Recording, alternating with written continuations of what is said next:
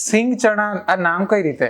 તો સિંગ ચણાનું પહેલા નામ અમે લોકો રાખવાના હતા કે આનું ઇન્સ્ટાગ્રામ હેન્ડલ છે the funny guys next door અને મારું નામ છે નોટંકી દીપ. તો અમે રાખવાના હતા નોટંકી નેક્સ્ટ ડોર. NN સમથિંગ હતું ને, નોટંકી નેક્સ્ટ ડોર, NND કે એવું કંઈક વિચાર્યું હતું અમે લોકોએ.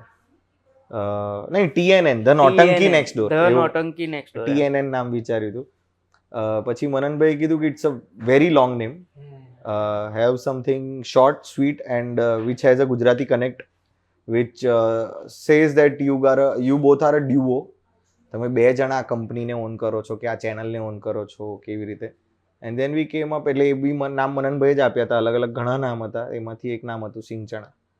તો સિંગ ચણા અમને ગમ્યું એટલે માટે કારણ કે એક તો સૌથી કોમન, સૌથી મોઢે ચડે એવી વસ્તુ છે અને અમારો કોન્ટેન્ટ બી એવો જ છે કે બધાને મજા આવે, બધાને. એટલે અમે એની પર એવો જ કોન્ટેન્ટ નાખતા હતા કે સિંગ ચણા જેવું કે કોઈને બી ધરો તો એ એક બે સિંગ ને ચણા તો ખાઈ જ લે એમ. એટલે એમાં બી એવું કે સિંગ ચણા આપીએ ને કોઈને તો બધું ના લે ને, તો એમાંથી એટલીસ્ટ કોઈને એવું હોય કે ચણા નથી ભાવતા તો સિંગ લે, સિંગ નથી ભાવતા તો ચણા લે, જેને જે લેવું હોય લે. એટલે અમે લોકોએ બેક ટુ બેક અમારા સ્ટેન્ડઅપ ના વિડીયો એવી રીતે જ નાખ્યા કે તમને ઓમનું કન્ટેન્ટ ગમે ઓમનું જુઓ, હું મારું બી મૂક્યા કરીશ, જુઓ, મારું ના ગમે જેને જે ગમે એ જોઈએ એ રીતે.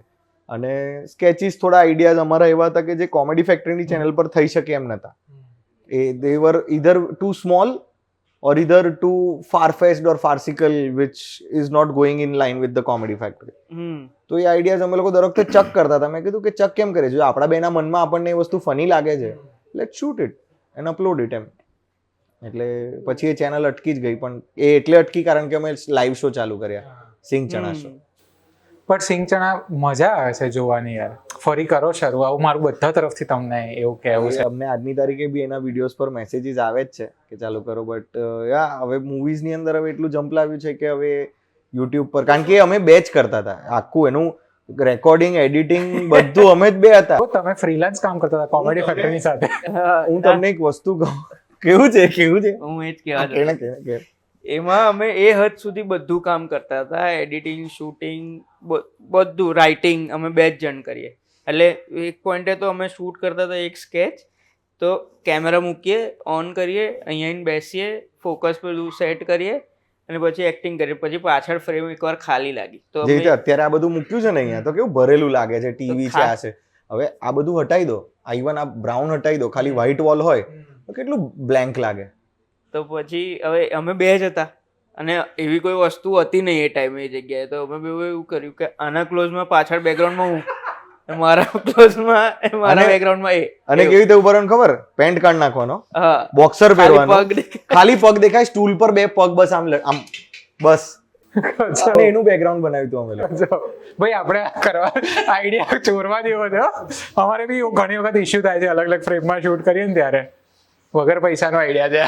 હા, અને અમુક લોકોનું છે ને જ્યારે આમ સબ્જેક્ટ આગળ, સબ્જેક્ટ મેટર જે બોલી રહ્યો છે તે આગળ છે ને, તો ત્યારે પાછળ શું છે ને તેના પર આમ એકદમથી ધ્યાન ના જાય.